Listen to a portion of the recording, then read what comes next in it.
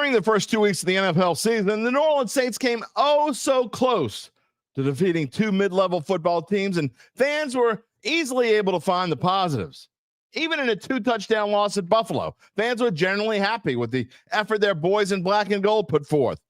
So on this Monday morning, following a 25-19 loss, another near miss for your Saints. What makes this one different? And does finding a scapegoat make things easier to take?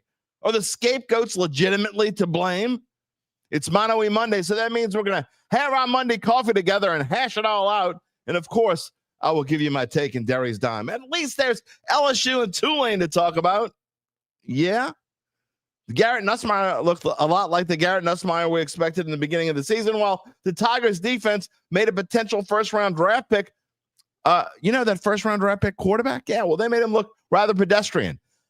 I have braced myself for impact, and I am ready to press the button, which begins the Dattitude podcast in 3, 2, 1. If you're looking for the latest scoop and in-depth interviews on the Saints, the NFL, the Pelicans, LSU, along with the best bets of the week, then lucky you. Along with high-powered, in-the-know guests who cover our teams, Jim Derry brings plenty of Dattitude. And he'll always tell you the way it is, or at least the way he thinks it is.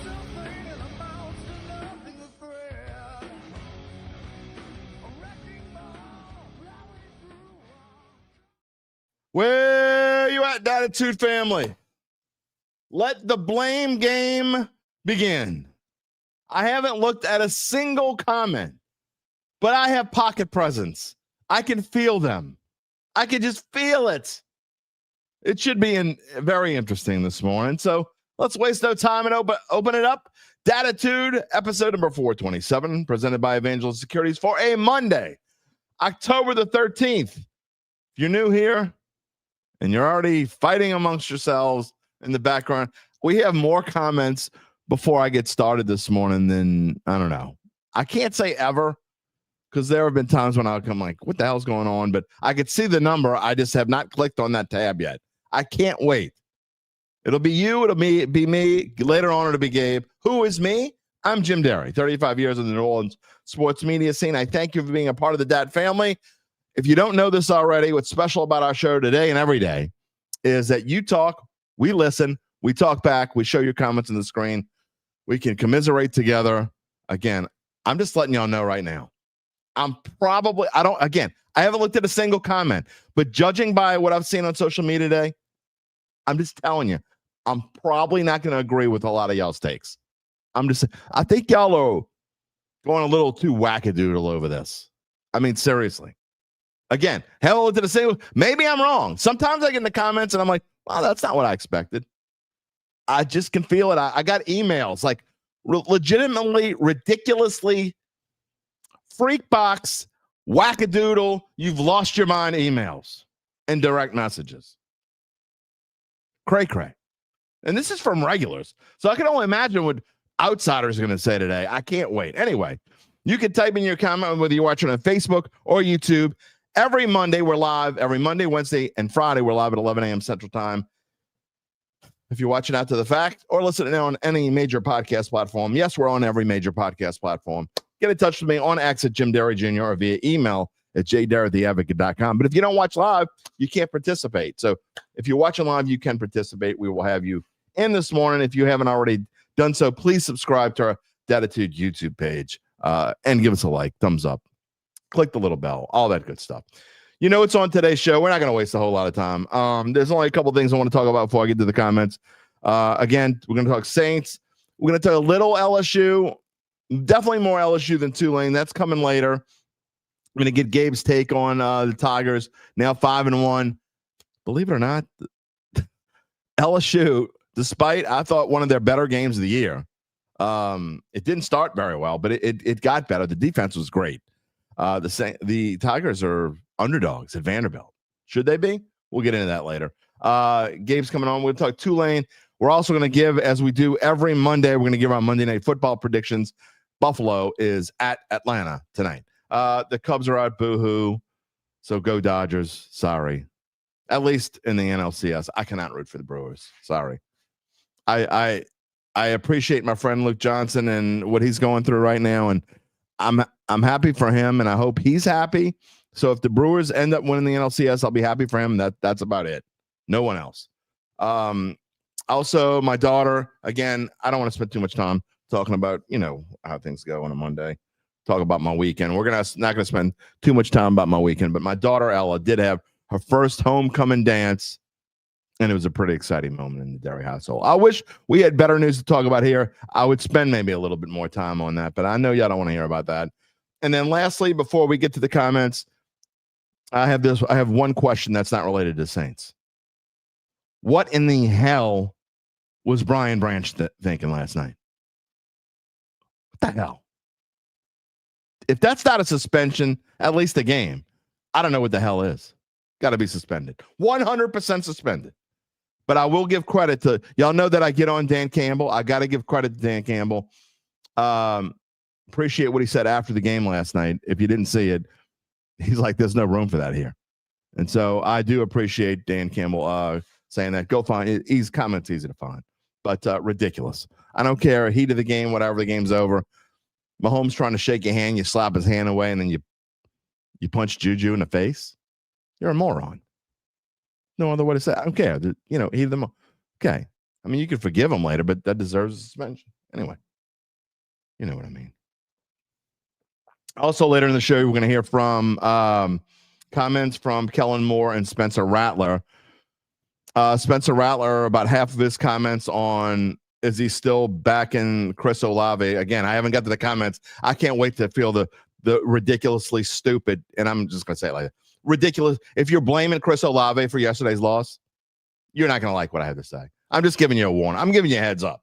If you're going to blame Chris Olave, again, I haven't looked at a single comment, but I've gotten emails. Y'all are ridiculous. I got text from one of my close friends last night. Ridiculous. It's ridiculous. If you're should have Chris Olave made at least the catch that he had to leap up in the air for, and it hit him in the hands. He should have made the catch. But, I mean, people are blaming Chris Olave. People are really blaming Chris Olave. He had 1/3 of the team's offense yesterday, but it's his fault they lost. Anyway, before we get to all that, because we're going to, last thing before with the comments, let me tell you about our friends at Evangeline Securities. Of course, they're a company that can help you decide if it's the right time to sell your family-run or privately held business. They never drop a pass, ever. Just as importantly, they can tell you what that business is worth. If that's you or someone you know, it's time to reach out to Evangeline's founding and managing partners, Nick Braden and Ron Hemeld. They will start by scheduling a complimentary evaluation from their offices, either on Poydras Street or in Lafayette. From there, you would be well informed to begin to make the decision on if you want to proceed. What happens after that? Well, we got a lot of comments and a lot of Derry's Diamond to get through, but we'll tell you later. In the meantime, you can check them out at www.evangelinesecurities.com. Okay. USA. These are the days when I wish Gabe could still just get in the comments and show them for me. Here we go. I'm scrolling up to the top. It's going to take a while. Rocky, his take. Even though the Rat ain't losing games, he ain't winning them either. It's time to see what we have in Chuck.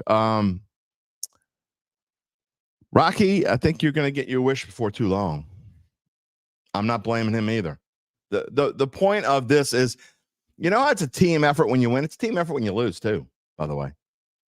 You could go through and pick out, there are about 8 moments that we could go through and probably will at some point.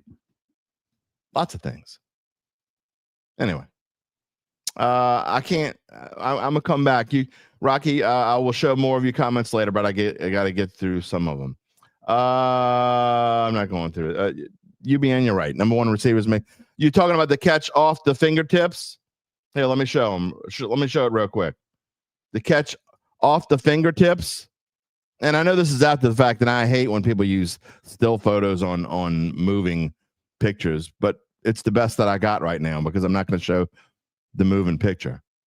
That ball is off his fingertips. He's also draped by a defensive back. More coming on that, I promise. But it's as UBN said. I mean, UBN and I don't always agree,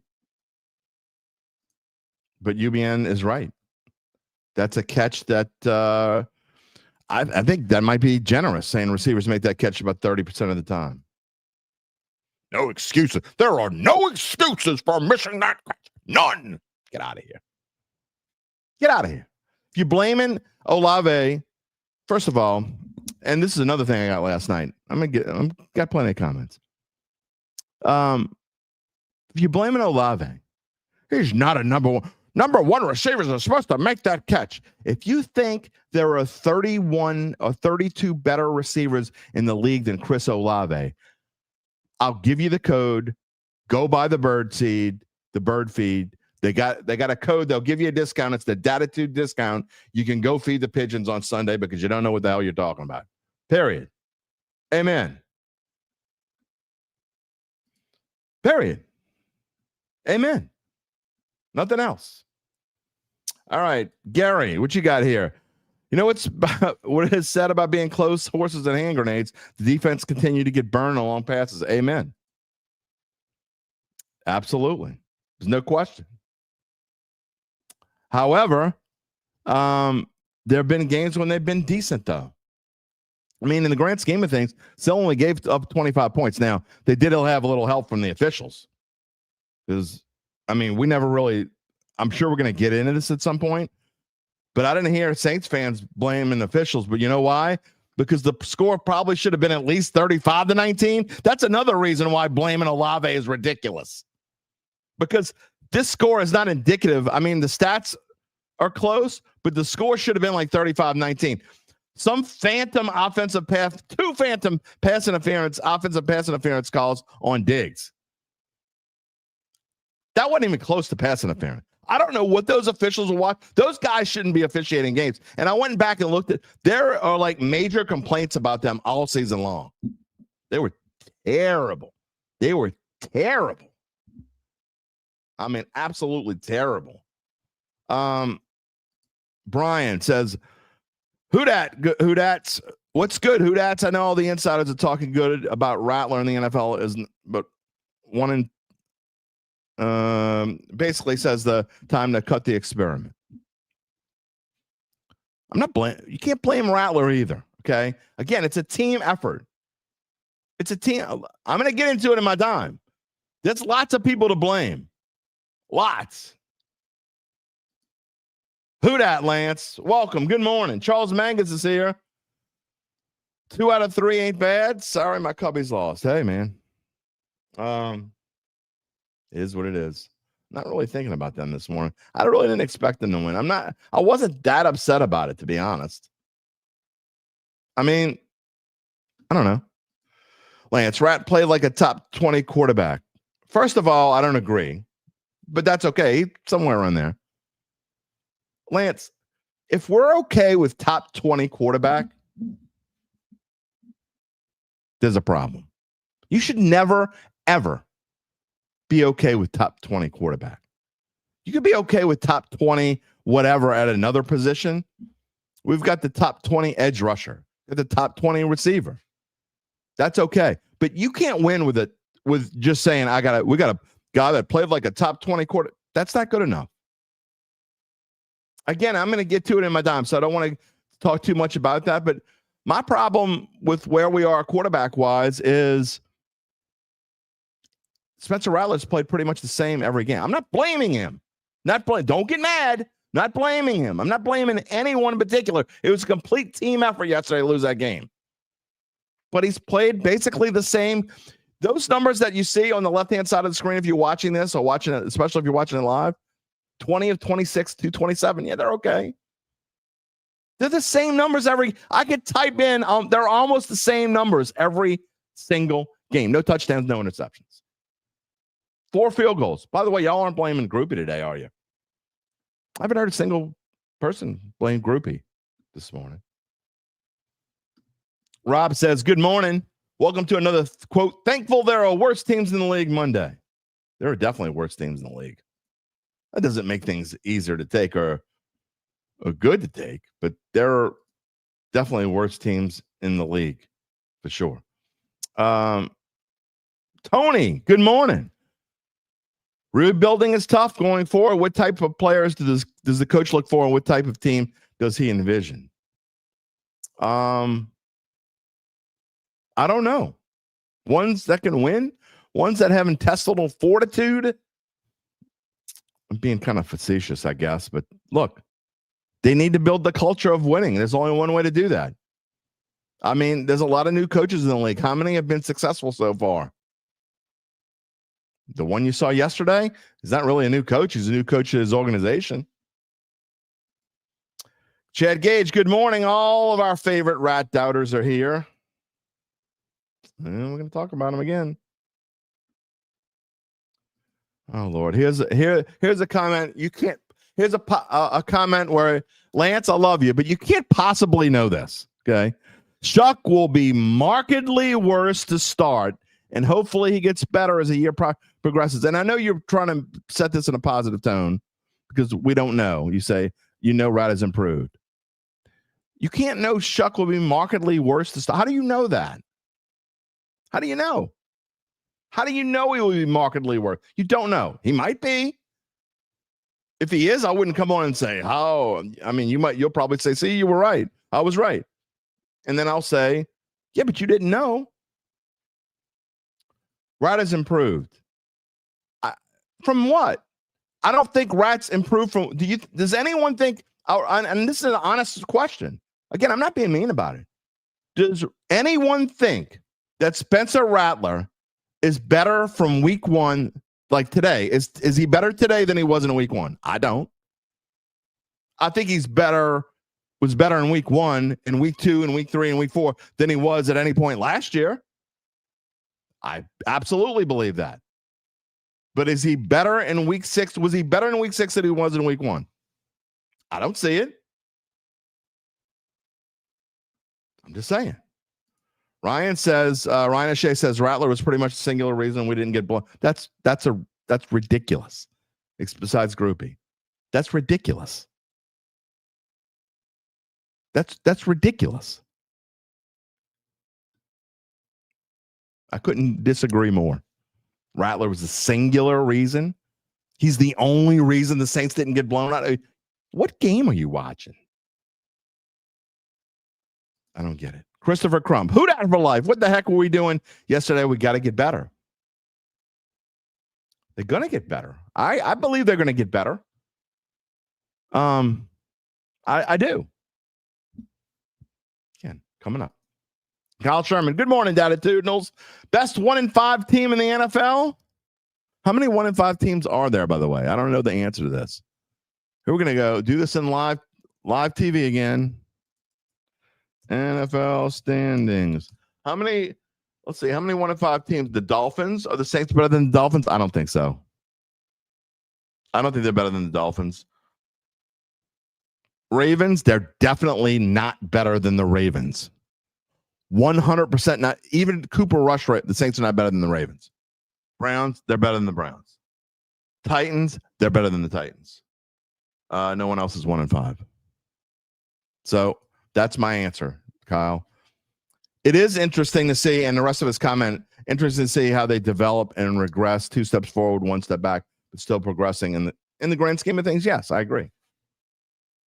I mean, they're a better team today than forget the record. This is a positive thing. And I know some of y'all may not see it this way, but they're a better team today. The New Orleans Saints are a better team today than I expected them to be at this point. They're not good, but they're a better team today. Their record is exactly what I thought it would be at this point. I thought they would be 1-5 at this point, and they're 1-5. However, they're playing better than I expected them to play over the course of the season. Now, you can go back and say the Seattle game stunk. You never want to lose by 2 touchdowns. I've said that before, but whatever. They're a better team today than I expected them to be.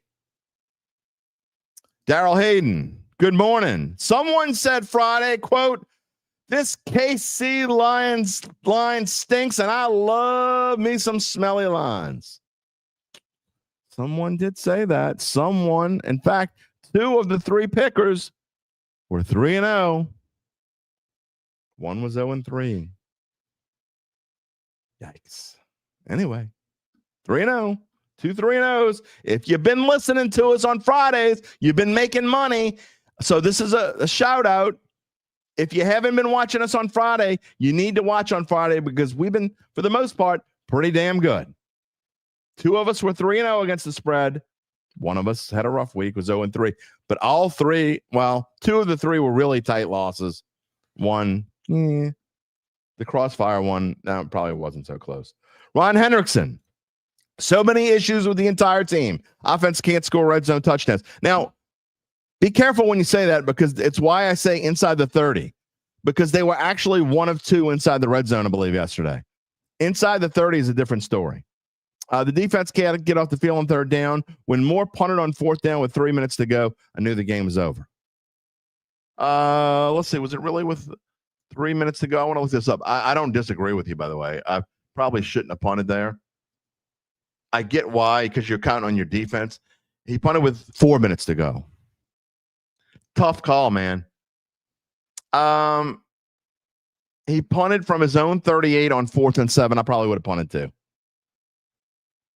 I get why you would say not to, and there were a couple questions yesterday when I was going back and trying to cut clips. Basically, because I love it when a reporter doesn't agree with the way that I don't know. It's just funny the way some questions are asked. I mean, look, either way, you can't, you're only right if it works and you're only wrong if it doesn't work. And in the case of what Kellen Moore did at the end of the game yesterday, I would have done the same thing. Again, 4th and 7. What are the odds you're going to get 4th and 7? I think the odds are better that you're going to stop New England with 4 minutes to go. I think your chances are better that you're going to stop New England. They're not great, but then you're going to get a 4th and 7. That's just my opinion.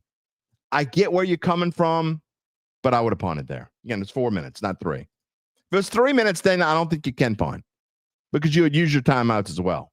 So even if you stop them, you're still going to get the ball back with like a minute and a half left if you're lucky. I think you would use all but one of your timeouts. They might have used all of them. Good morning, Cedric. Welcome. Jason Benson, good morning. Who dat regardless? Of course. Of course. Big Valley. The secondary is chopped cheese. They weren't good yesterday. All that love, Jonas saying, again, I'm getting ahead of myself.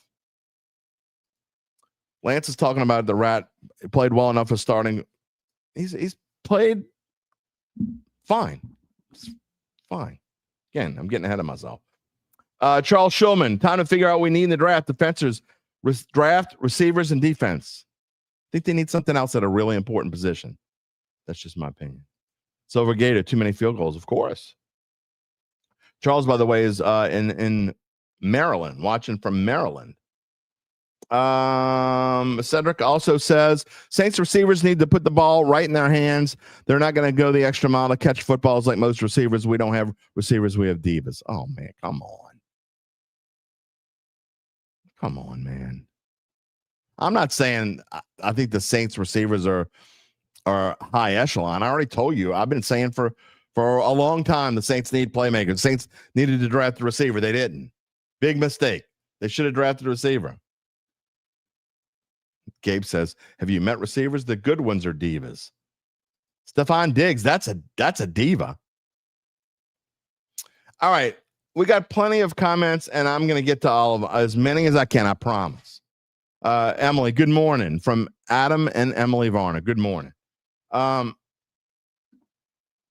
So let me get to the dime, because everything I have to say pretty much is how we're going to go the rest of the show. And again, I've got comments coming from Kellen Moore, and I've got about a minute from Spencer Rattler. The first half of it is him talking about Chris Olave. It's not any surprise what he said. Kind of read through the lines a little bit. Basically them saying, remember when Jim Morris said we're close and close don't mean bleep? I mean, this team's not even kind of as good as that one. It is what it is. They're rebuilding, y'all. They're rebuilding. I'm not making excuses for them. I don't feel any differently today than I did 2 weeks ago when I said losing by 2 touchdowns to Buffalo isn't any good. In fact, that's how I'm going to start my dime. Remember, there you go. This is reading. If you're new here, this is my scripted commentary. It's the only part of the show that's scripted, okay? My scripted dime each Monday. And today's starts like this. Remember a couple of weeks ago when I came in here after the Buffalo game and I went on the same page as many of y'all that a 2-touchdown loss is never acceptable. It doesn't matter that they, quote, played better or that it was a respectable performance. Remember that? Maybe today you can feel what I meant then. On Sunday, the New Orleans Saints lost by 1 fewer touchdown to a team that beat that same Buffalo team the week before. But there are no good feelings about this loss. No one feels good about this loss. No, rather, who that's in unison are pretty pissed off. That's why, because losing tastes a little different after a victory. That's why it's easy to say. The why is easy to say, I should say. Losing it's a little different after a victory than it was before when the Saints had lost 4 in a row. Those same fans who were dreaming the dream, they were hit with reality on Sunday afternoon that their favorite team actually is in the bottom rung of the NFL. Maybe not even quite to the level of football purgatory, as Mike Detillier calls it. Losing this time is different. It shouldn't be. In reality, if New England isn't the best team the Saints have played so far this year, they're at least the second best. And I don't think it's all that close. There were plenty of opportunities to win the game, but once again, the team failed to do anything offensively inside the opponent's 30-yard line where they scored 1 touchdown in 4 tries. And to make matters worse, all I'm hearing from social media and from regulars into my inbox, and now, of course, through the comment stream, is the usual chorus to put the blame on those who Houdat's have come to dislike. Who do they dislike most? It now seems as if the newest Derek Carr is Chris Olave. Yes, I said it. Chris Olave is now Derek Carr. Despite the fact that Olave had 1/3, that's 1/3 of the entire Saints offensive output yesterday, it seems like the blame is being put almost solely on his shoulders.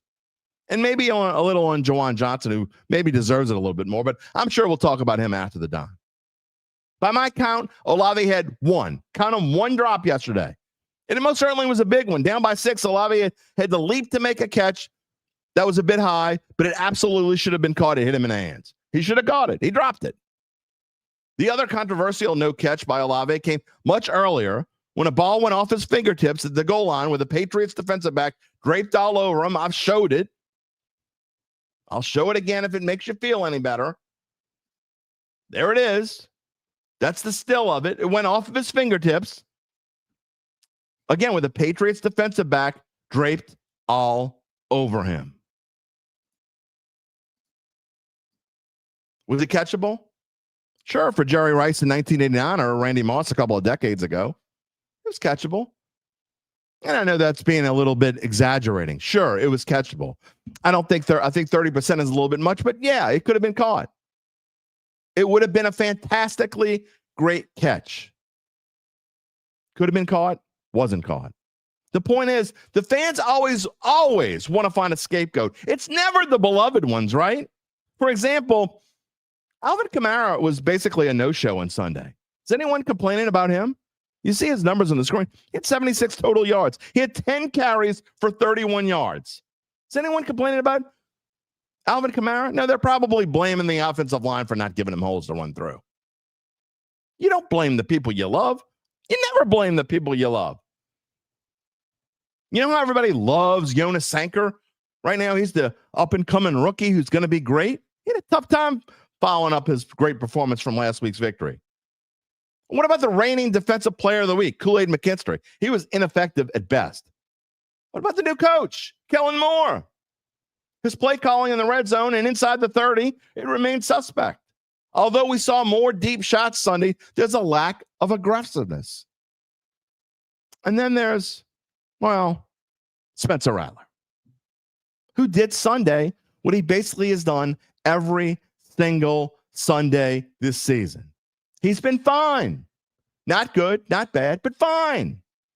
If fine's good enough for you, then enjoy going 3-14, because when you have a fine, okay quarterback, you go 3-14. maybe 4-13, maybe even 5-12 if you're lucky. But laying blame on him is taboo for so many, despite the fact that he played a huge role in the offense, stalling once again inside the 30. On that final 5-and-out drive, he missed a short pass to Olave and then didn't even come close to Shaheed. In the end, I'm not blaming Spencer Rattler. The point is, it's a team effort. It's a team effort when you win. It's a team effort when you lose. This was a team effort for this team losing. Again, 25-19 does not represent what the score should have been. Should have been more like 35-19. They didn't get a little help from the guys wearing the white and black jerseys. That doesn't happen very often. In the end, while the Saints have been competitive in 5 or 6 games this season, the fact remains the only game they won was gifted to them. You can't snag 5 turnovers in every game. You just can't. It's not going to happen. The odds makers now see that the black and gold, well, they're a 5.5-point underdog at Chicago. That says a whole lot. Chicago. The Bears are suck. Hopefully there's a feel-good game next week against Dennis Allen and the Bears. Man, that would make up for a lot of things, right? Hopefully there's a feel-good game next week. But it can only come in victory. If there's any good news from the loss yesterday, is near misses are no longer good enough. But we told you that 2 weeks ago. You didn't want to hear it. Now you hear it. And that's my dime. Just saying. Look, I get the frustration. You should be frustrated. Absolutely, you should. If you're a Saints fan, you have not only have every right to be frustrated, you should be frustrated. But as pissed as I was 2 weeks ago and nobody was with me, I'm that same level of pissed today. But people have gone, you're like hot and cold. You're up here, you're down there. Somewhere there's a middle ground we can all have together. Use that hood. Good morning. The gameplay was mediocre on the offensive side and even worse on the defensive side. They didn't show up. It's the same team we've seen every week. They were no worse than they were against Buffalo. No worse. They were the same team we saw against Buffalo. Because they only lost by 1 touchdown instead of 2, they were the same team we saw against Buffalo. They were the same team we saw against Arizona. They were the same team we saw against San Francisco. They weren't as good as they were against the Giants, and they weren't as bad as they were against the Seahawks. Other than that, this team has been the same for 4 of the 6 weeks that they've gone on the field. That's just my opinion. William, I'm showing everybody, so here's your one. There's a big difference between not losing games like Rattler is doing and not winning games like Rattler is doing. I believe he's a game manager, and that is his ceiling. I mean, that is pretty much what I said. I mean, I don't think Shuck's going to be any better. You're going to have to find out soon enough. You can't find out next week. You can't do it now. I don't know when the right time is. I don't even know anymore. You can't do it now. You can't go to Chicago and yank him now. You're going to have to at some point, especially if for no other reason, even if you're a Rattler lover, you have to know what else you have. I mean, you're 1-5, and records don't go with quarterbacks. I get that. They say that. But at some point it catches up. You got to know, right? SJG8 Saints fans, Drake May quarterback rating 140. But you know what? SJG8 Saints fan, his quarterback rating has been over 100 for 5 straight games. You know what Drake May is? You know what Drake May is? He is what the Saints should want to have. Again, don't take this the wrong way. I don't mean this to be mean.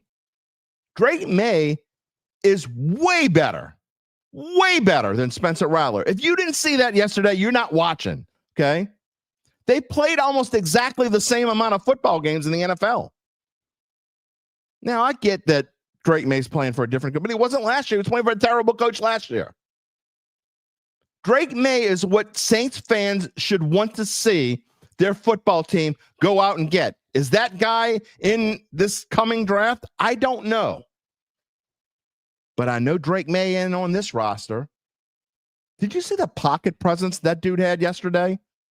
Did you see what he was able to do on the ridiculous, absurd 3rd and 17 offensive pass interference call that the referee made yesterday that overturned. I mean, the Saints got a huge break. You want to talk about a drop in the bucket. Now, I've seen Spencer Rattler do that maybe 2 or 3 or 4 times, but Drake May was doing it all day yesterday. He was escaping things he should have never escaped. Drake May is what Saints fans should want for their future. That's what I'm talking about. That can change the game. Are the Patriots in the grand scheme of things that much better than the Saints personnel-wise? I mean, they're better, but I don't think they're that much better. What do they have? They have Drake May. Is their running game better than the Saints' running game? No. In fact, guess what? And I didn't notice this till just now. The Saints rushing offense and the New England rushing offense yesterday was exactly the same. 73 yards, which ain't good. Is Kayshon Boutte better than Chris Olave? Hell no. Is Demario Douglas better than Rashid Shaheed? Hell no. I mean, you go down the line. The point is, they got Drake May. You don't. Just, it's ridiculous. Here you go. Love you, but I'm not, from Lance, not paying Olave $30 million. Time to trade him. For what? What do you think you're going to get for Chris Olave? You're not going to get nearly enough. If his contract runs out and he goes bye-bye and the Saints don't want to bring him back for whatever he costs, you think he's really going to command $30 million? You're crazy. And if he does, then you let him go. He's not going to command $30 million. It's not going to happen. And again, if he does, if somebody wants to pay $30 million for Chris Olave, you let him. We got to exaggerate everything. David +1. FYI, he prefaces his statement with FYI, I like Olave. You say there are not 31 better wide receivers, then you say he has no trade value. Because y'all don't understand trade value. You're right. Can both of those statements be true? Absolutely, they can be true. 100% they can be true. Y'all don't understand how trades work, okay? Trades don't work. It's not like, okay, I got this great marble. You're playing marbles, and what you think is worth something isn't worth anything to somebody else. It doesn't work that. It's different. A trade value in the NFL is not the same as what a fan thinks a fan should. You know, what do you think Kamara's worth right now? Kamara's worth almost nothing. Okay, I hate to hurt your ears with this. What y'all don't understand, go and look at some of the trades that have been made. Go look at the last 2 or 3 years worth of trade deadline trades. Hell, look at the off-season trades. Now, in-season trades are different. Go look at in-season. Look at it in baseball. When players are basically just dumped, like great players are given away for nothing, just to dump them. Y'all have there's no realism about what trades are. What do you think Kamara would get on the open market right now? Like, okay, if the Saints came out and Kamara says, I want to be traded, and the Saints say, good, we want to trade you. We want to get something for you. What do you think Kamara would be traded for right now? Gabe says 6th round pick. I said, that's about right. 5th, 6th round pick, something like that. You know how pissed off y'all would be if the Saints traded Alvin Kamara for a 6th round pick? You'd lose your minds. That's all we talk about on Dattitude, the next Dattitude. Doesn't work that way. It's not. This is real world NFL. Oscar, better get used to those terrible calls by the officials against the Saints. Are you serious, Oscar? They benefited, except for one call, they benefited from. I thought the reversal on Johnson was absurd, by the way. But the Saints got the benefit of calls all day yesterday. If you think they didn't, go take a look at what Patriots fans are saying yesterday about the officials. Just saying. Set the hook. Just think about what Baltimore Ravens fans are feeling right now. I mean, at least they're going to get Lamar Jackson back. Who that daddy's here? Y'all stop crying. I don't even know what to say to that. It's kind of what I'm saying, I guess, in the grand scheme. The point is, I feel the same way as I felt 2 weeks ago when they lost to Buffalo, and that's okay. It was Buffalo. Why is this one not okay? I'm not saying either one should be. They lost by one fewer touchdown to the team that beat Buffalo. Do we think New England's better than Buffalo? Probably not. But I think it's a lot closer than y'all think. They won at Buffalo. And then they got a really good coach. They have a really good quarterback who's going to be a really good quarterback in this league for a long time. Chad Johnson says there are deficiencies on this team, many deficiencies.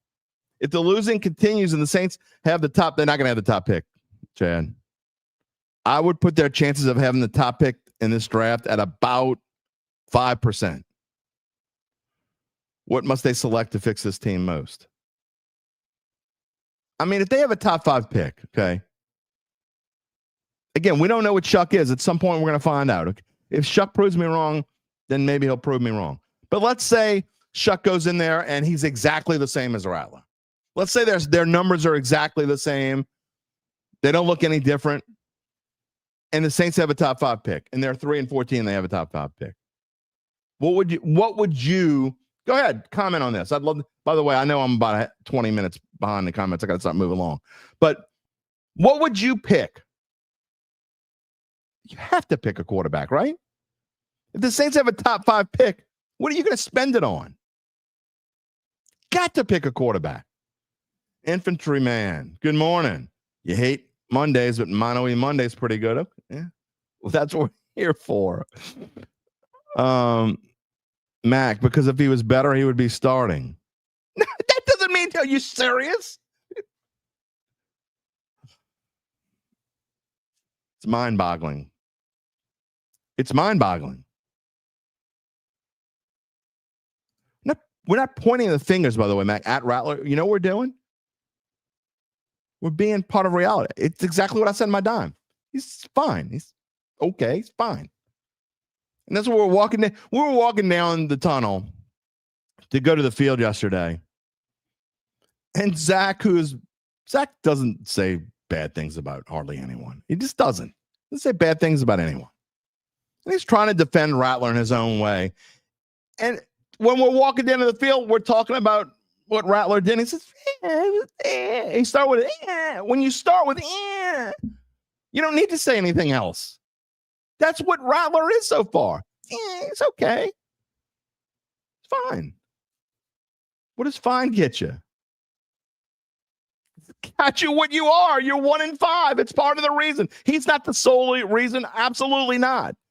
There are 52 guys or whatever that have played a role in it. Maybe more than that. Who knows?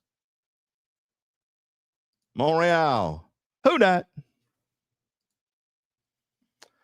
Let's see what else we got here. Ryan says Rattler's put this team in a tough spot. He isn't playing bad enough to be benched, but isn't making enough plays to be a difference maker. We need to see Shuck, but that move won't be easy to make. I mean, when it's made, here's the thing. When it's made, because it's going to be made. When it's made, the Rattler lovers are going to have fun because I expect Shuck to be bad too. We don't know. That's my point. He might be good. He might surprise us. He might be the same as Rattler. Who knows? Because if he's the same as Rattler, the Rattler fans will go crazy and says he stinks. The Shuck fans will say, oh, we told you we should have started Shuck. And the point is, they still need a quarterback. But you don't know, though. Al Medley says, as long as the offense is only scoring 1 touchdown a game, they will never win anything significant in the NFL. You must score at least 3 touchdowns to have a credible record. We have weapons. We need to use them more. It's the point of all this. The Saints keep doing what the Saints have done all year long. They're scoring basically 1 touchdown. If you get 2, then you had a good game, right? That's pretty much what it is. By the way, I'm going to show this one because Big Belly says he won $100 on a Kendre over 15 yards, Shaheed over 2.5 catches, Hunter Henry over 2.5 catches, and Booty over 1.5 catches. What did I tell you I was the best bet from the Saints game? I like to toot my own horn, and I'll tell you when I'm wrong too. That's the difference. I tell you when I'm wrong. I said Spencer Rattler over 19.5 rushing yards. He blew past it. He had 20. I'm just saying. Every now and then you get them right, even when you're not supposed to. He didn't have all those 20, by the way. They were all in the first. He did not run a single time in the second half. That's another problem. Spencer Rattler did not have a rushing attempt in the second half. Why not? Why not? Good question. Charles Tiger Edwards. Tiger, how you doing there, buddy? Red zone offense is null and void. Yeah, there is no red zone. It ain't good. One Smoke, I can't even say you're wrong about this when you blame Mickey Dude paid Chase Young. Mr. almost had a sack. Yeah, I'm definitely not a fan of that one. That Chase Young signing.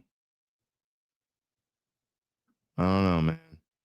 Chase Young finally got out there and then I asked at one point, I'm like, Zach, have you noticed Chase Young today? He said, yeah, they're double teaming him. I mean, I looked and they did double team him a couple times after that, but I don't care if you had one tackle. One tackle. One tackle. One tackle. Just saying. Sean just wants to blame Olave. We lost by how many? Olave drops too many for supposed number one. One drop. He had one drop.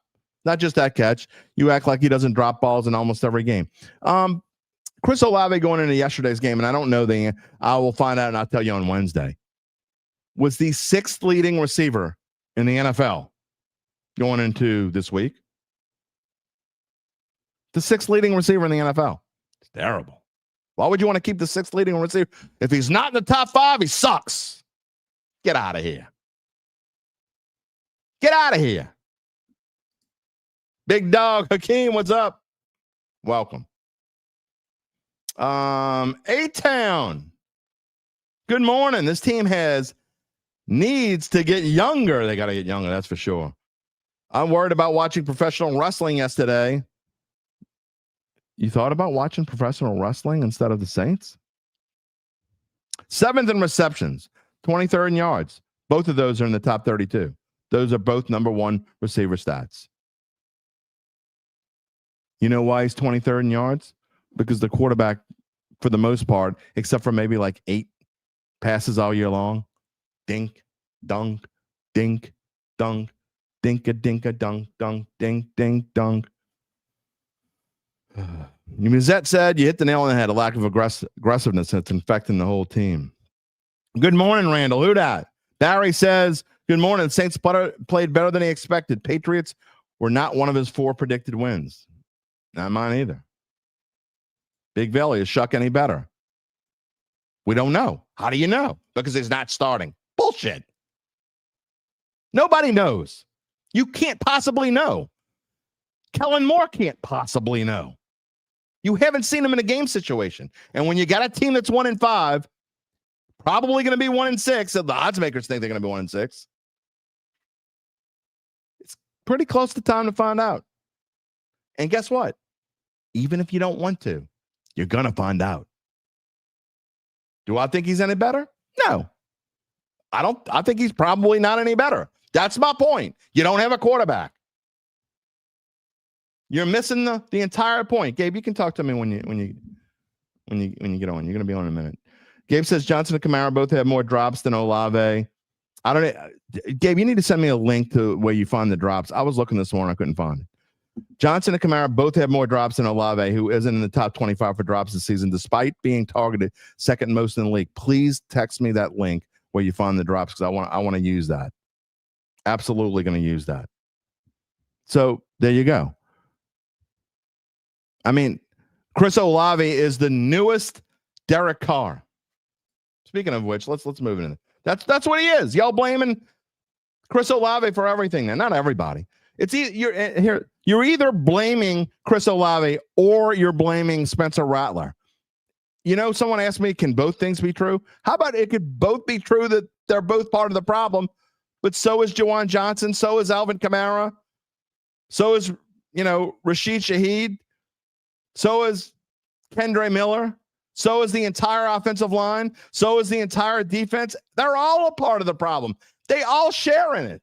I think they would tell you that. Let's see what Kellen Moore's 53 seconds. Kellen Moore. What does he think's the problem? Yeah, that's on me. Obviously, we're not doing a good enough job. We're extending some drives, and then we're not getting the ultimate points that we need out of those drives. And so whether it be settling for field goals in the red zone or getting stalled out just across the 50-yard line, we're not doing enough good stuff. And so, it seems like there's always a bunch of little things that come up, whether it be penalties, missed opportunities, find a way to get that because, I thought we moved it at a decent rate. We just didn't take advantage of the opportunities when they're presented. We're not getting it done. We're not getting it done in those situations, and we have opportunities. And so, for myself, I got to figure out a way to get us there because, again, we're close. We're knocking on the door, but we're not opening it. And so, I got to find a way to do better. Yeah, just frustration. Obviously, there's opportunities. I think everyone can feel that. We had our opportunities in this game. We just didn't get it done. Yeah, frustrating. It is frustrating. I get why you're frustrated. You should be. Again, no one should accept losing. Even in a rebuilding year, you don't accept losing. You understand why losing happens. But you don't accept it. You certainly don't accept it when there are things that can be fixed and, reasons that seem like they should be simple to fix. I mean, the Carolina Panthers, they aren't very good.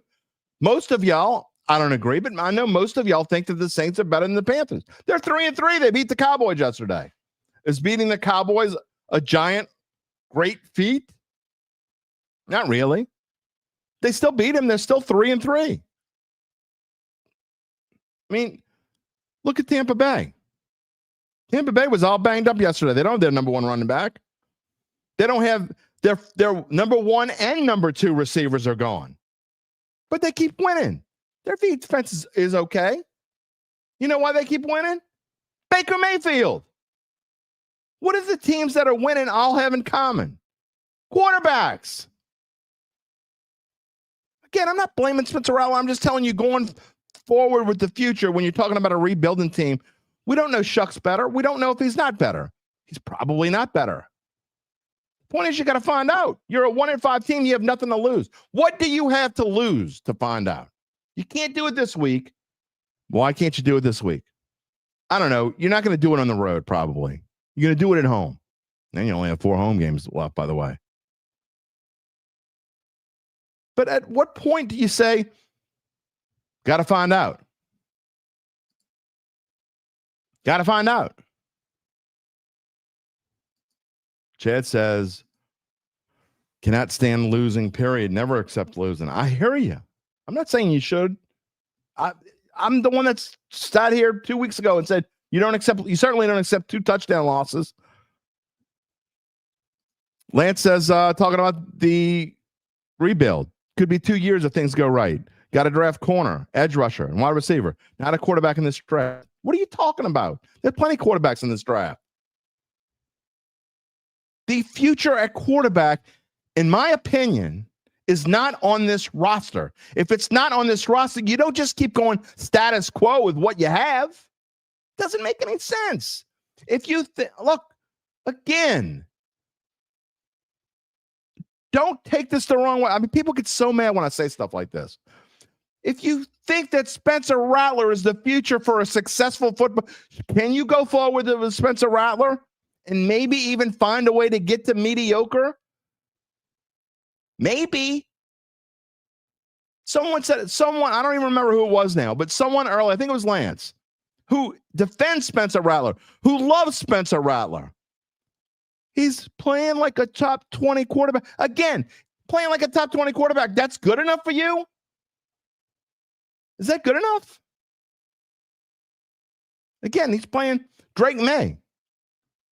Same amount of games, or pretty close, within a game or two here or there. They play pretty close to the same amount of games. And Spencer Rattler's not, Drake May's what you want to have in a quarterback for the future. Spencer Rattler's not that. He's not going to be. Come on. He's not going to be. If you think he's going to be as good as Drake May someday, you're crazy. Look, I get it's only 12 games, fine. Or 13 games if you count the one he played a half.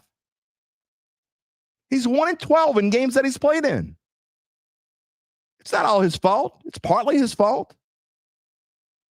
But if you want to talk about the future, which is what y'all are going into, stop If you don't want Chris Olave, fine. Chris Olave is going to be gone in due time anyway. Who will you blame then? Juwan Johnson. Okay, then he's gone. Then what? No one wants to blame. Again, you don't ever blame the players that you love. Think about through time. When you go through time and things that go well, it was always Drew Brees that won games. Drew Brees lost games too. But no one ever blamed Drew Brees when it was Drew Brees' fault. And I understand that. You got to pick a scapegoat because it makes you feel better. Chris Olave is today's Derek Carr. And I know y'all don't remember this, but y'all were blaming Jameis Winston. A lot of y'all were blaming Jameis Winston before that. You had Michael Thomas to hate on when Drew Brees left and Michael Thomas wasn't the same receiver. Y'all were hating on Michael Thomas. It was well-deserved. It makes you feel better to hate on somebody. How about you just call things for what they are? Spencer Rattler is not the future of this team, but there are a lot of people on this roster that probably aren't the future of this team. Just got to be honest with yourselves. A-Town says that Kellen Moore says the same old song and dance in his post-game interviews. You need to do better. I have to do better. Then damn it, do something. I mean, he's trying to be better. He's only 6 games into his head coaching stint. I don't think he knows what to do yet. He's trying. I don't know. One Smoke says Lenore Sellers is a playmaker. He makes first man miss. He will look better with NFL talent. I agree. I think he will look better. Now, Lenore Sellers he needs to get better with his accuracy. Does that get better? Maybe. It's gotten better for Spencer Rattler. That's one thing that's definitely improved Spencer Rattler is yeah. What else we got here? Again, before we move on, it's almost time to get to Gabe here this morning. We're going to talk a little bit about LSU, talk a little bit about Tulane and our Monday Night Football pick, and then we're going to come back and finish with Saints. They're saying, Chad's joking, but in the grand scheme of things, how about trade Rat? LOL, we might get a first rounder for him. I mean, you want to talk about trades that aren't realistic? You want to trade Olave, you're not going to get anything. The point.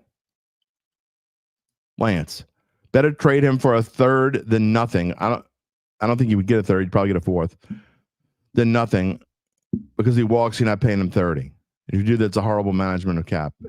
Again, Chris Olave is absolutely a number 1 receiver. Period. Is he going to get $30 million? I don't think he should get $30 million either. If he does, if somebody wants to pay him $30 million, then let him pay him $30 million.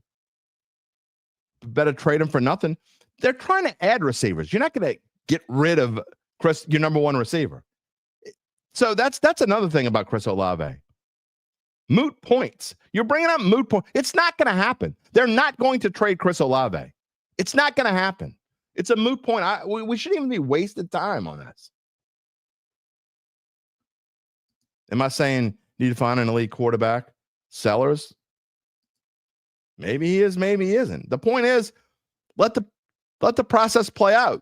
I think there will be multiple quarterbacks in this upcoming draft that are going to be really good starters coming up. We'll see who they are. We'll go through we're only halfway through the college season. Gotta go. Gotta see it. Let's see what else we got. Before again, I gotta get moving here. A lot of the same guys, a lot of saying the same stuff here. I love y'all, but if y'all saying the same stuff, we're not. I know you hate when I say Carr, Lance. I get it. It's true though. It's true. Nellie Smith, we have not shown Nellie's comments. Nellie says it's time to put in Tyler Shuck. What else we got here as we're moving on? Oh, Black Preacher Man. Hello, salute. Bottom line is we're not as talented as we think. No, I never thought this team was talented. You know that. You've been watching me. Another comment. You can't know this. All right. This is just, I mean, I get it. That's what this show is. It's all opinion. So we'll show it. Apathy. Only Mendoza right now at this point of the college season is worthy of I pick the quarterback from Indiana. Maybe the Oregon dude is a distant second worthy. I thought he looked terrible the other day. By the way, none of these other guys have looked good. It's midway through the season. I'm not meaning to tick off anybody or raising it, whatever. But you look at a guy like Garrett Nussmeier, I don't think you know what he's going to be in the pros because there's no question his injury has affected him this year, and he obviously played better. Maybe the rest helped him. Maybe he should have rested for the Southeastern game. That's a whole different story.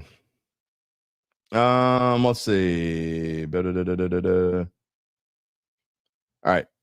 We're gonna move on. I don't see anything. We're gonna have plenty more comments to show later on, but I do want to get to LSU, and I do want to get thoughts from Gabe. And we're at the 12. We're at 12:01. We got about 28 minutes left in the show. We told you earlier we would let you know more about how Evangeline Securities can help you figure out what your family-run or privately held business might be worth and whether it's time to sell. How do they do it? Thanks for asking. After their complimentary valuation of your company, if you decide to proceed, native New Orleanians Nick Braden, Ron Hemelt, and the folks at Evangeline, they'll begin an extensive auction process from among established private equity funds from around the whole wide world. They'll maximize the return for the founder and his or her family. Evangeline Securities, well, they're the top producer on their platform. There are very few companies like them in this area, and none, 0.0, with their dedication and success. They're fully licensed. They're ready to serve you. So get in touch with Dick and Ron about what's really important, and it's not who the best quarterback in college football is at the midway poll. No, that's not important. What's really important? The rest of your life. I don't know why I say that like some kind of like guy who's been smoking 4 packs a day for 60 years because Nick and Ron don't smoke. So I don't know why I do that. But anyway, the rest of your life is important. It just became a thing, and now it's still a thing. You know what else is a thing? You can find Evangeline Securities at www.evangelinesecurities.com. That is definitely a thing. All right. Sean says Kool-Aid should be called Flavor Aid because he's playing like an off-brand corner. He ain't playing good, man. He had a good week when he was Defensive Player of the Week, but he wasn't good this week. He really wasn't. It's pretty bad. Just saying. All right. I promise we are going to finish with the Saints. I haven't even showed you. See, I never even showed this slide. I made this schedule slide and I never even put it up there. But I am going to show this slide. I made this for a reason. It's because Gabe Henderson is here, and it's Monday. And the good news, Gabe, is your Texans did not lose a football game. They did not. They got a week to prepare for Seattle. There you go. Seattle Seahawks, who beat them Jacksonville Jaguars yesterday. If you were listening, you made money off of that from Friday. But I digress. What's going on with you this morning? Nothing really. All right. Just been looking up a bunch of stats in the background. Well, I know you want to talk about LSU, so we're going to dive into it. And I want to get your thoughts. First of all, before we talk about LSU, South Carolina, I know your answer to this, but I'm going to ask you anyway. Are you surprised that LSU's an underdog at Vanderbilt? Yes. Oh, okay. Let's say I didn't know your answer. I thought you were going to say no. Morning, Charles. Morning, Randall. I am surprised. Vanderbilt's not a very good football team. I agree. But it's one of those stinky lines, that make me worry. Like that's the reason why I took Kansas City last night, and it ended up being, when a line is stinky, there's usually a reason for it. Somebody knows something. By the way, Charles wants to know, you're not in the doghouse. No, I'm not showing a whole lot of multiple comments if you didn't notice. I don't mean to. So I'll promise I'll show some more of yours in a little bit. But why that line doesn't make, that means that Vanderbilt and LSU would be even on a neutral field? Come on, man. Somebody has to explain that to me. Yeah, they're showing way too much love to Diego Pavia. I agree. Vanderbilt doesn't have home field advantage. No, they don't. If anyone's been to their stadium, honestly, I've seen, not even kidding when I say this. This is an exaggeration. I live in Texas. I've seen high school stadiums that are more impressive. You know what, too, though? Now that you say that, because I agree with you, they don't have a home field advantage, then that kind of means that on a neutral field, Vandy would still be favored just slightly. That's even weirder. Just saying. I actually disagree, Randall, a little bit. I thought LSU's offensive line played pretty well the other day. I thought they played very well. Yeah. Saturday night, I thought they played pretty well against South Carolina. One Smoke says, remember the last time LSU played an 11 o'clock kickoff? No, I don't actually. When was it? Oh, Arkansas? Maybe their Arkansas games lately have been early. I don't know. I don't know the answer to that. Arkansas, look, Florida. I don't know. I know they played. Didn't they play South Carolina at 11 o'clock last year? They did. And barely won. That's the last one that I remember for sure, but I don't know. Anyway, let's talk about this one, okay? And I know you and I probably have maybe not completely different takes, but slightly different takes on it. Just your overall, I thought the defense had a really good game plan in limiting Sellers. They let them get some things here and there, but they definitely did not break. And I thought their game plan against Sellers was outstanding. Completely agree. I thought the defense was stellar outside of one play, which it happens. Right. Yeah. For sure. They're outside of that one play, which I know it's a thing that I hate when people do say, oh, other than this really successful thing that happened, here's what they give up 3 points outside of that one play. So yeah, they were stellar. And look, I kind of feel for Lenora Sellers because that team really isn't good at all. And he's just having, I like that running back they got back there. He could be good. Got a really good tight end too. But overall, I think his O-line, South Carolina's O-line is not good. LSU's defensive line very maybe good. That's much improved from last year. Yeah. Anyway, that's why it's gonna be so hard to judge what Sellers is gonna be at the next level. I think he's clearly gonna be a top round draft pick. Yeah, easily. But is somebody gonna get a stud? Is somebody gonna get a Cam Newton, or is somebody gonna get a Cam Newton is a very high bar to set. He's an MVP. So right. No, that's what I mean. But I think that's who Sellers compares to, and he could be like. I think he could be like Cam Newton. But then again, you don't know. So anyway, okay. Once Smoke answered the question, he's talking on the road. Got it.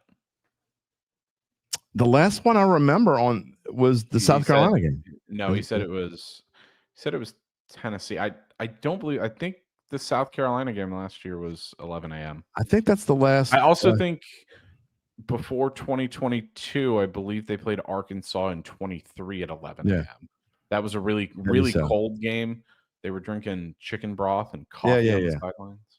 David says Sellers reminds him of Justin Fields.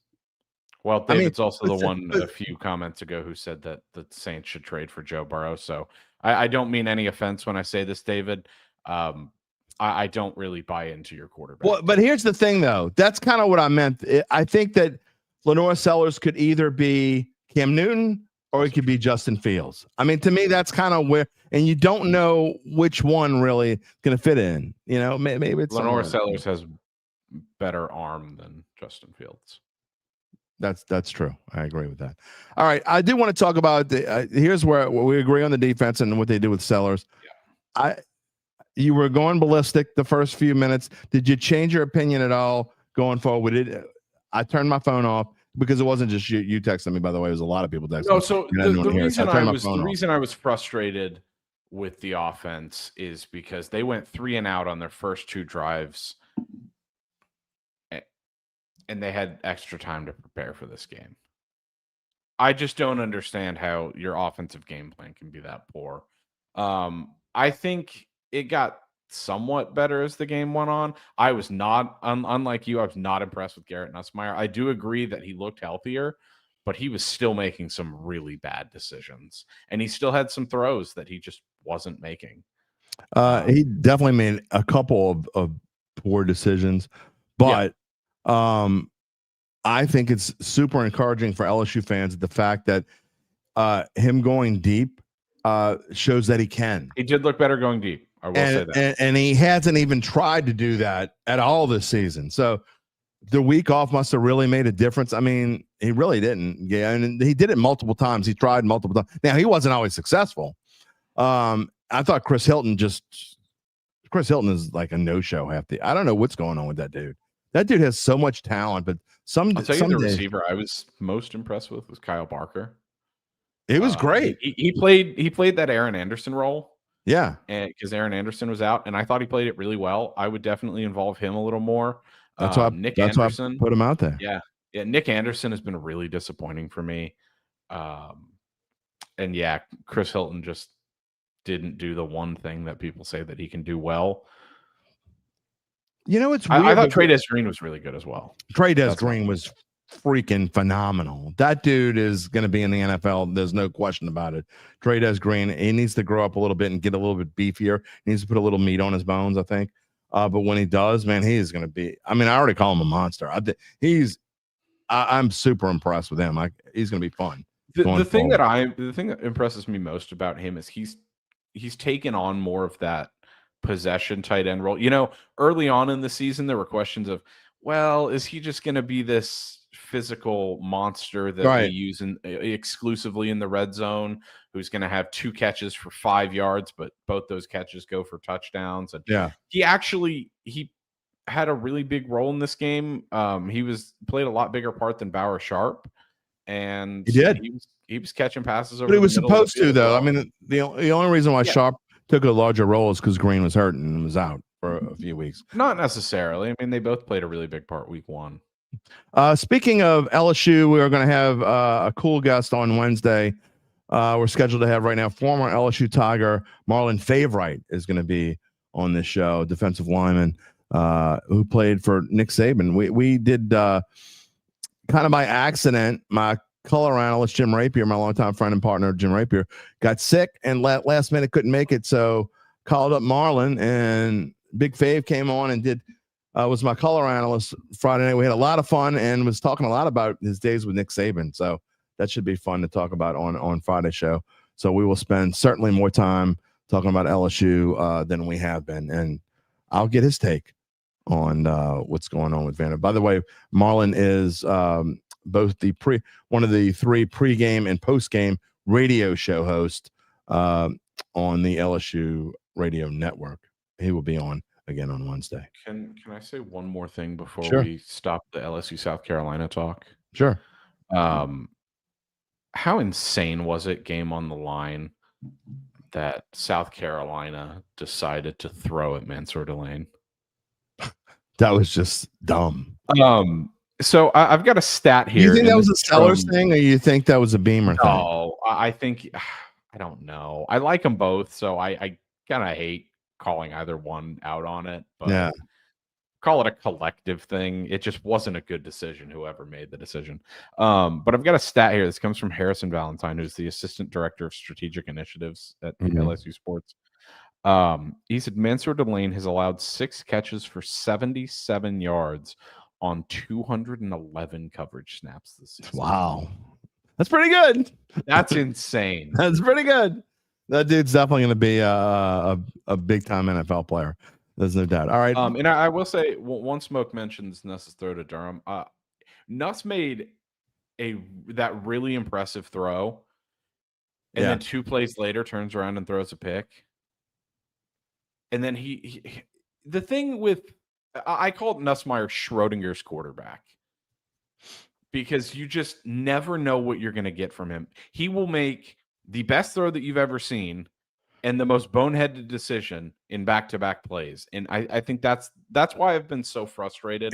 I can't speak to someone like UBN, but my opinion is this, and again, Lord knows I've been wrong plenty of times in my life. My opinion is this. I think going to the next level, if he goes to a team that has a really good offensive coordinator, that has also already been a quarterback's coach, and has been a good one, I think he has a chance to have a really good NFL. I think he has a really good future going forward in the NFL. However, conversely, I don't think he can overcome. He's a guy that needs to be coached.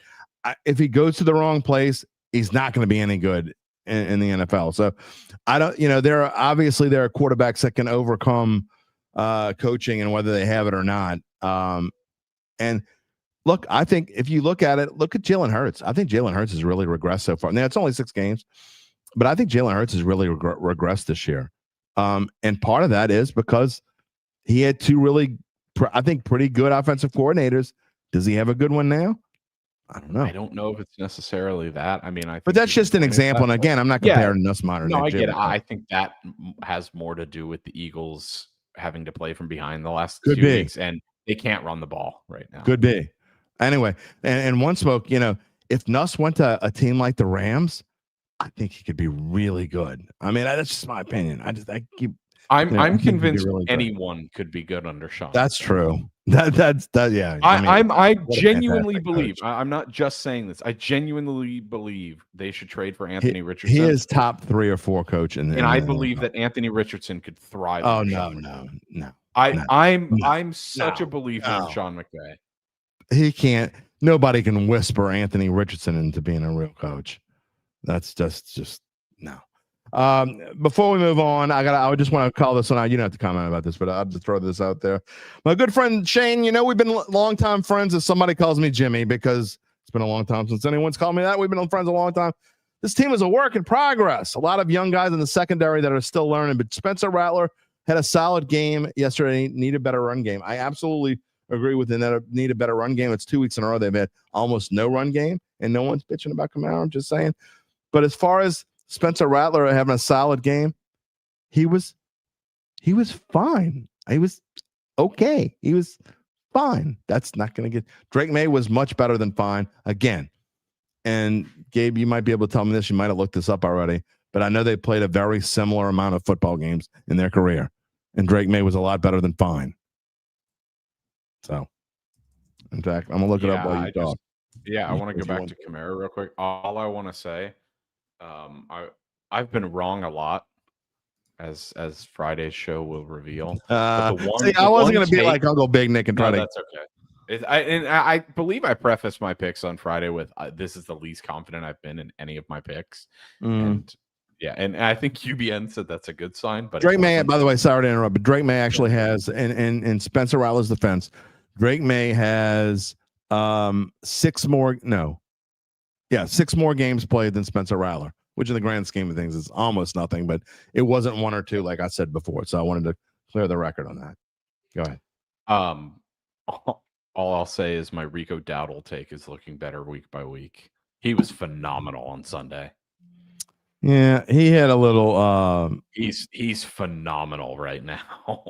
He had a little bit of revenge, I think, on his mind too. Did you see his quote? Let me see what he can do against the team like that he doesn't give a shit about. So we saw that but week. I did hear him. He was looking forward to playing the Cowboys, I think. Yeah, right? he said the Cowboys defense better be ready to buckle up. And then they asked him about it yesterday, and he said they obviously didn't buckle up. Yeah.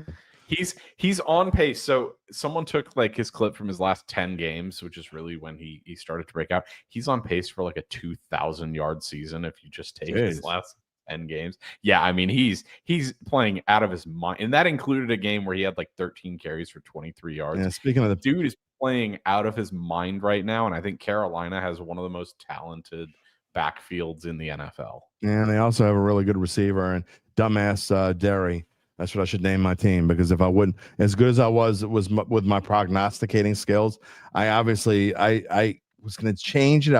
I didn't want 2 Broncos in my lineup. I had Dobbins and I have Sutton, and I was going to pull Sutton and put in Ted McMillan, and I decided not to do it. I hate early games, 8:30 games anyway. I didn't do it. If I would have done it, I would have won. Probably would have won this week. But anyway, shout out to everyone who sat through that entire game. That was my awful. God. I watched almost the whole thing, but then again, I was driving. I was on my way to the Dome for most of the second half. Real quick, Rocky wants to know: does Nuss's dad and Kellen Moore take a run at Garrett Nussmeier? Time will tell. I mean, we'll see. For Saints fans, I hope not. We'll see. All right, real quick, and I don't want to spend any. Tulane played on Thursday. We already talked about Tulane. They play Army this week, also an 11 a.m. game. So if you're a Tulane fan, you either have the split screen or you can't watch both. Tulane plays Army Saturday, 11 a.m. It's the last home game for them before they go on a critical road trip. Gabe, after this game, American Conference football, they play at Texas San Antonio, which is a really good football team. Yes, maybe the best football team that no one's ever heard of. and then they play at Memphis on a Friday night after. So, yeah. I believe before the season I said they'd lose to UTSA, which I don't know if it's the case now, but I'm not going to bet them to lose. Yeah, no, neither am I. But I think UTSA has been relatively underwhelming, especially against Texas State. They were good last week, but they were really good last week. They pummeled Rice. Yeah. As far as this game goes, I'm not worried about this at all because I think John Summerall is going to have this team very ready to play this game after what happened last year. And it's the same thing we talk about. And look, I hate to compare John Summerall to Mike Vrabel, but it's the reason why I like New England to cover this past week, because I get it was a letdown spot for the Patriots coming to New Orleans after beating Buffalo on the road. But good coaches don't let their team really have letdown spots. And I think the same's here. I think Tulane's going to continue to beat the teams that they're supposed to beat. It's the ones it's the Memphises of the world that I worry about. That's obviously the critical game going forward, and that's coming up. I believe that is the first Friday in November, if memory serves me correctly. I think it's the Friday after Halloween, so it's coming up in about 4 weeks, a little less than 4 weeks. So that's the game that I'm really looking forward to. Okay, before I let you go, because we only got about 8 minutes left in the show. By the way, if anybody's got any more Saints comments, now is the time to get them in, because I will be going back to Saints before we go off the air here on this Mano E Monday. Again, we've been doing pretty good with our primetime picks, especially when Gabe and I are both on the same side. I got to be honest, I definitely don't have a best bet here. I'll give you my thoughts in a minute, but what do you think?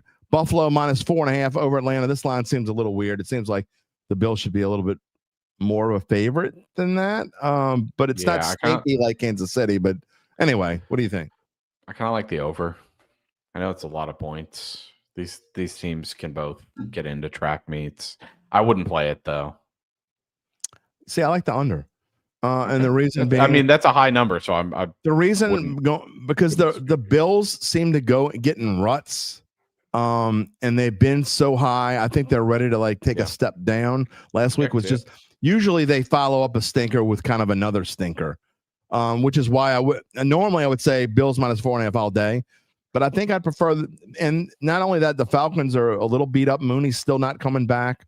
I don't trust Penix right now. I think he's going to be a really good quarterback, but anyone does. I just don't trust him right now.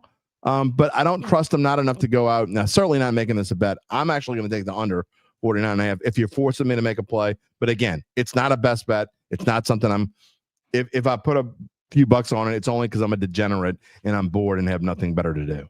If you're forcing me to make a play, I'm just putting a safety blanket on and saying Josh Allen anytime touchdown. Oh, well, that's pretty safe.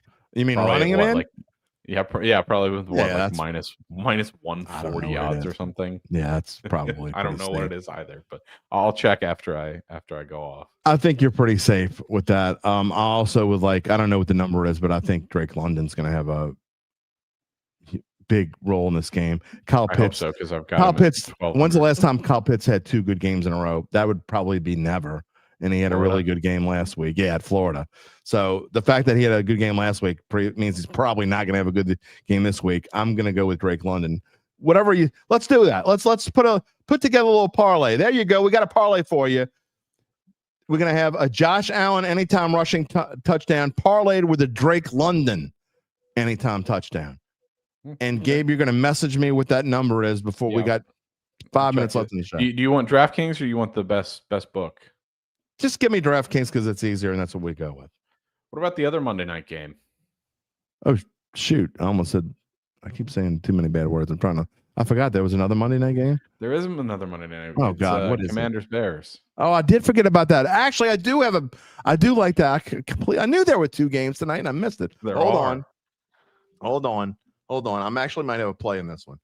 Yeah. I'll tell you what let's see what this is. How much does that get you anything? It actually does. Here's my parlay for you tonight. And you want to talk about stupid, chalky kind of picks? Here's my chalky pick of the night. It's a money line parlay, +104 DraftKings. Give me the Bills and Commanders both to win tonight. You think that'd be? Boy, is that El Stinko stupido pick? By the way, no real picker would ever give that out to their clients. By the way, no, you know what? They would, and it would be some dude on Twitter who makes people pay for his picks. That's the type of person that would give out that pick. I will say this: wondering, I actually had the Commanders. Commanders were my second knockout pick this week. My first knockout pick was Steelers over Browns. But the last minute I changed it, and I hardly ever do last minute changes, but I did. When I found out that Kyler Murray wasn't playing, I went with the Colts, and boy, did I have to sweat that out. I was almost cursing myself in the dome.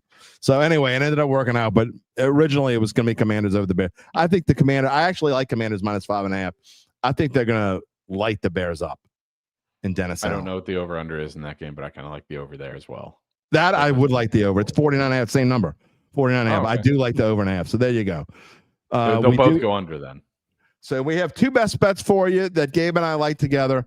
Gabe and I like the over in the Commanders-Bears game, over 49.5. And we're giving you a parlay. Josh Allen and Drake London scoring. Parlay that. Put that touchdown and I've got together. the odds. And okay, what are they? Pays plus 325 nice! at DraftKings. Josh Allen is -105, and Drake London is plus 125. Love it. I'm definitely playing that. There you go. Definitely. UBN says if Bijan can tweak his ankle, he'd be okay with that. Well, that's because he's got DFS. We don't stuff. root for injuries over here. We do not. We do not root for injuries, and we don't talk about bad beats. No. By the way, one quick thing before we go, because I know we gotta wrap it up. The king is dead. Trent Dilfer has been fired at UAB, and then Say it ain't Franklin so. has also been fired. We can't call him the fighting Dilfers anymore. And UBN and I were just texting on Saturday about how if we want to get out of a betting rut, we can just bet the over in every UAB game because their defense is so bad. I don't know if we can safely do that now. By the way, also breaking news. Sorry, Mark Gapsky, who I don't think is watching this morning. The Padres manager, Mike Schilt, has decided to retire. I think he's a good manager. So sorry to hear that. Yeah. Although I don't necessarily care one way or the other about the Padres. James Franklin has also been canned after one of the worst losses. We never even talked about that. We probably would have on another day, but yeah, James Franklin, man, I really thought he was going to be a good coach. I was wrong about that day. I still think he is a good guy. I just think maybe the minute that they lost to Oregon, that season was done. No, he needs to go to I don't know. He needs to maybe he can replace Bill Belichick when he gets fired. There's my prediction of the day. I think James Franklin will be the next North Carolina coach. You ready? I think it's more likely that if Matt Rule takes over at Penn State, I think it's more likely James Franklin would go to Nebraska. That would be interesting. That'd be a good job for him. I think he's maybe on this level there. All right. Well, we'll talk more about whatever we feel like talking about on Wednesday after Marlon Favorite is on. I'll see you Wednesday. Sounds good. All right, everybody, we're coming close to the time where we all say goodbye. Rocky wants to know, does it mean the Saints make any moves at or before the deadline? Yeah, I think they're going to make some moves. I just don't know what. I don't think it's going to be huge moves. Again, I don't think it's going to be an Olave or a Kamara. I was corrected, by the way, by Zach on the show on Friday that Alvin Kamara does not have a no trade clause. So he won't be. So he can be dealt if the Saints want to. I don't think they will. SJGJ8, Drake May, NFL record. His career record of 7-12 as a star in the NFL. His record includes NFL regular season and playoff games. Did you watch Drake May? I'm not exactly sure where you're going with that, but have you watched him? Just say.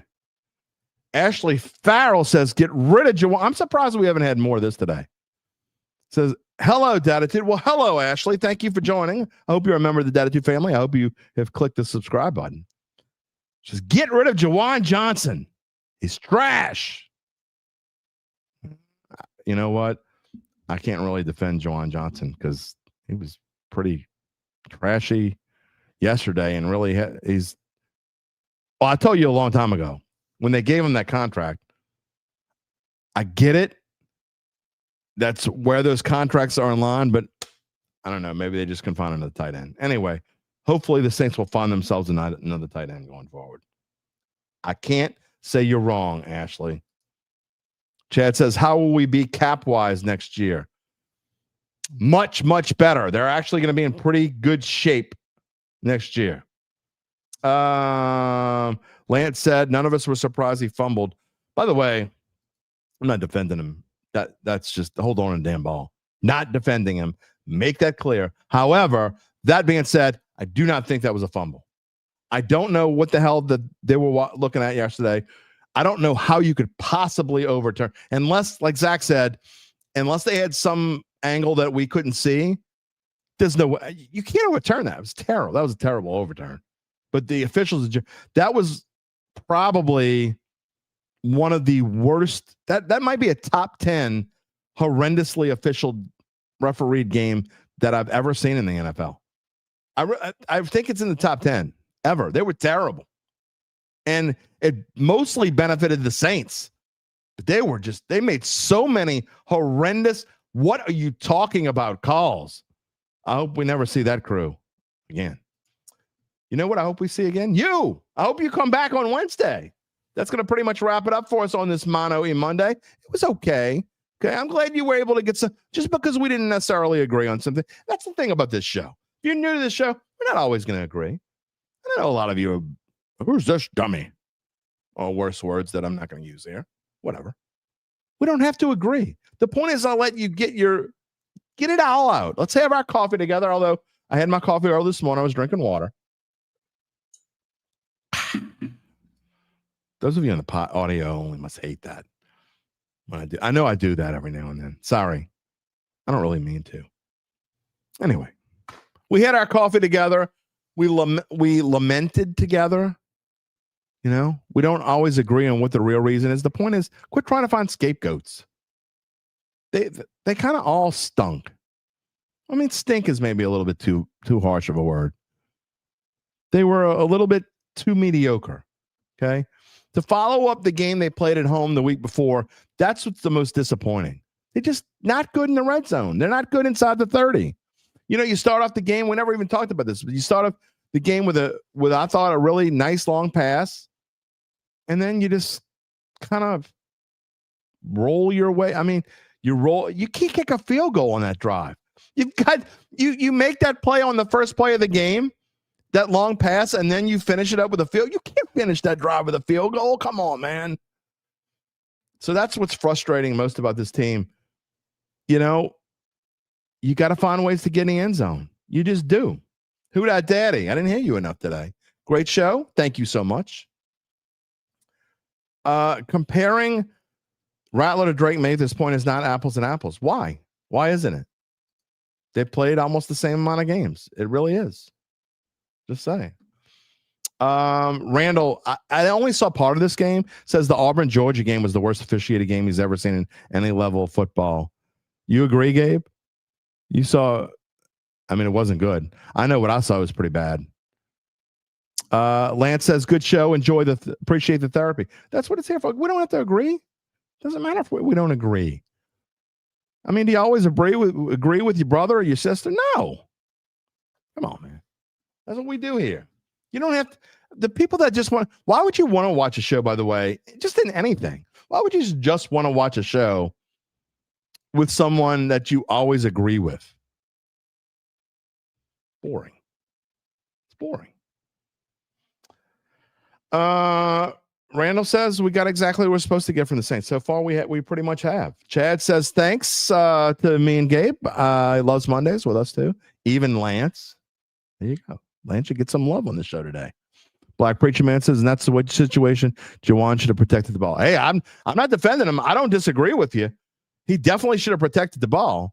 I just don't think it was a fumble. Again, Randall will see us on Wednesday. Shane, you love the show. Miller Ponies for life. We had a few Miller Ponies together for sure in our day. And then there was the one time when you left me alone with your refrigerator and like 15 Miller Ponies that came home and there were none left. Yes, I just said that out in the air. That happened. Lewis Jacobson, go Mariners. I'm in agreement with that one. Zach is clinging to his chair right now. He is like right on the edge of his seat. UBN, last comment of the day. I didn't get as mad as he thought I was, but a great show as always. Thank you. I appreciate it. All right, that'll do it. We love you all. Remember, again, our next live show, Wednesday, October the 15th, when Marlon's big favorite will be our guest. We'll talk probably a lot about LSU. And maybe I'll make LSU the cover. I know that will turn some of you off. It is what it is. We haven't talked enough about LSU. They are 5-1. They deserve to be talked about. Also, we will talk about the Saints. They play at the Chicago Bears. Would there be anything better than beating Dennis Allen this week? We'll talk about that. Of course, Friday's show will be a lot of talking about the Saints, and Zach Ewing will be on Friday as well. We hope you can all join us. Remind us, as we said, subscribe to and like and thumbs up, whatever. You know what I mean.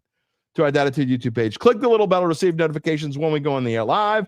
You can also find us wherever you get your podcast. If you just want to listen to the audio only version, I understand.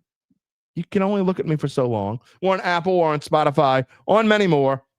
You can find a replay of the show on NOLA.com/sports. You can find me on bet.NOLA.com. You can find our insiders at NOLA.com/Saints. And also their show, they will have a show. I think they're on this afternoon at 3 o'clock. You can check them out. I know they're on later in the week as well. They have their own YouTube page and do their own shorts. We will see you all on Friday. Until then, take it easy, my friends.